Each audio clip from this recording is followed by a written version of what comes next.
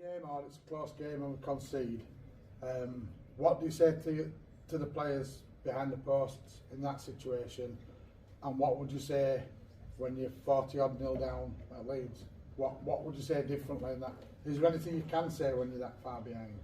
Yeah, well, it obviously just depends how we've conceded the try, like what's happened in the build-up to it. Obviously, everything's a little bit different, but you know, when you end up being down by 40-odd or whatever, it's sort of just more talking about your pride and what it means to be playing in this and not being bloody embarrassed, even though 40 is embarrassing. But yeah, just playing for more just pride in your jersey.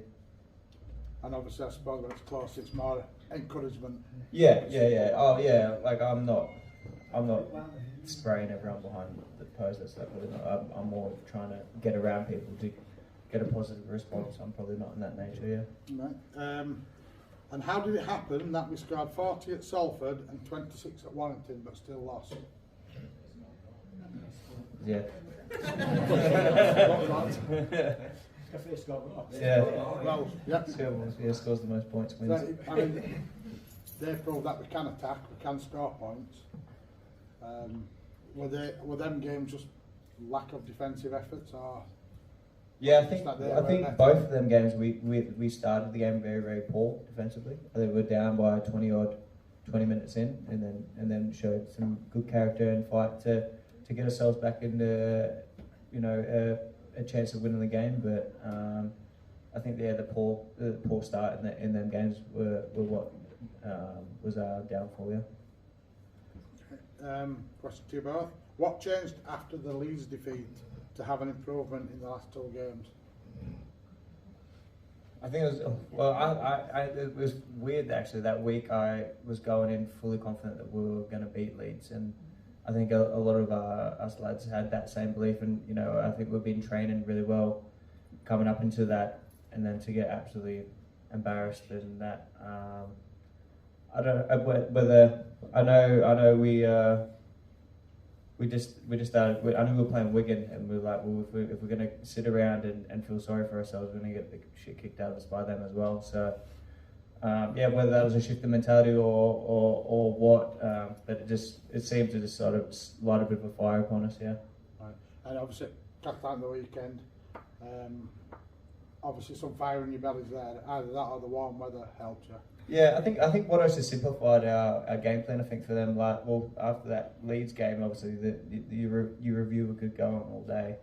So there's no point sort of going through any little bit. He just sort of give us a basic sort of game plan to go into that Wigan game, and then obviously we had a better performance, and then we kept it. I think I spoke to him about it. I think keeping it simple for our group at the minute is probably the best thing for us. Okay. Are either of you any good at cricket? If not, who will be the stars on Sunday? I'm on one leg, so I won't be playing. Which is probably good because I'll be very bad.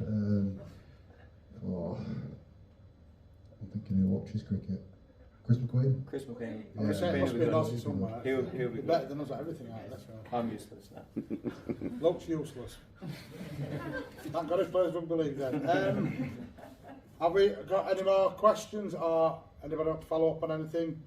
Yes, Mr. Ball? Yes, last season I noticed, different to this season, at the end of the game, yourself or Chris Hill or Chris McQueen or a few of you all used to get in a huddle, and you had like a spirit or a leader, and no matter what you did, whether you lost or won, you always got in that huddle, and you could always see each of you, why didn't that happen this season? What's the difference? You know what I mean? Because of how close we were last season with Challenge Cup and stuff, and I noticed you've got some big personalities in there, but all the team leaders. But this season I've noticed that you haven't done that.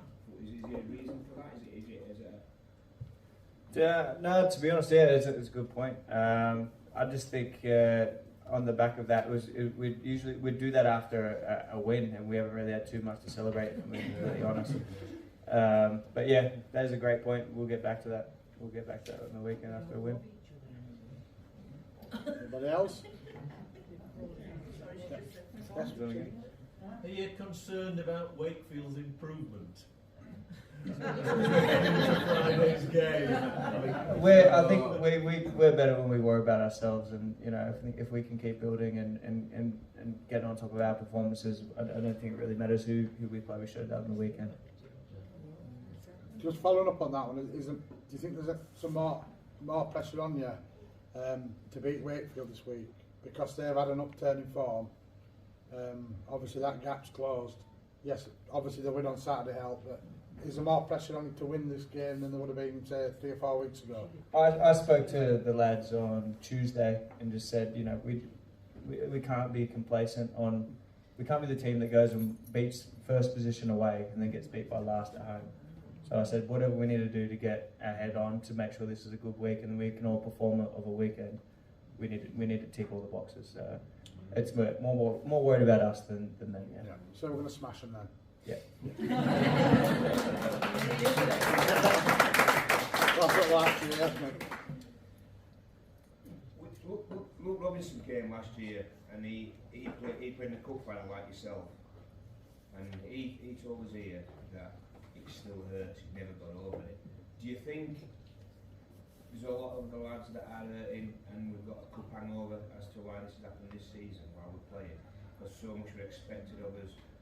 I overachieved last season, but everyone's expecting whatever. We've always got a motto here: we win together, we lose together, we're supporters of our team or not. But do you think a lot of people are struggling from a cup hangover or loss? Because when Luke Robinson said he's never got over it, and he played, you know what I mean? Is that reflected in the team or? I don't think there's a cup hangover, especially to now. Obviously, it still hurts, but it hurts me when you think back on it. But us rugby players, like we basically live with week to week. So it's like we play, and all right, Wakefield this week. We prep. That's all we think about. Next game, we go, oh, okay, Hull FC. It's not really. Obviously, there's pressure from last year, from where we went and what we sort of did. But at the end of the day, we didn't win anything, did we? And we had a great pre-season, and we had high hopes for this year. And I'm still optimistic about this year and what we can do in the back end. So we live week to week in this sort of sport, and hopefully can turn things around from here. You always say it's what you do at the end of the season, not the beginning of the season in this sport. So Yeah. yeah. Come home strong. Right. That's it. We're going opposite way this year. We're starting poor and building up out there. Anything else? No? Well, we'll end it there then. Ladies and gentlemen, thank you guys for giving up your time. Good luck on Friday. Give it up please for Harry Rushton.